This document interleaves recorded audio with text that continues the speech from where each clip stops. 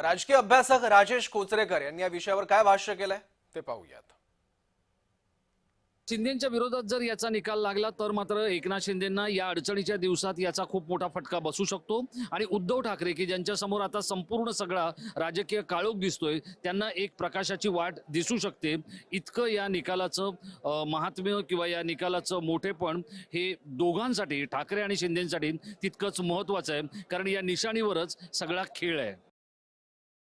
खरं तर हा निर्णय इतक्या झटपट येईल असं वाटत नाही, पण आज काही लोकांना असं वाटत होतं की ही निशाणी काढून घेतली जाईल। ही निशाणी जर काढून घेतली तर शिंदेंना त्याचा खूप मोठा फटका बसू शकतो, कारण ही निशाणी याच निशाणीवर गेली जवळपास 3.5 दशकं शिवसेना मतं मागत आलेली आहे आणि ही निशाणी जी आहे धनुष्यबाण याचा खूप मोठा फटका हा उद्धव ठाकरेंना बसलेला आहे। ती जर काढून घेतली आणि पुन्हा उद्धव ठाकरेंकडे दिली तर त्याचा शिंदेंना खूप मोठा फटका बसेल असं दिसतंय।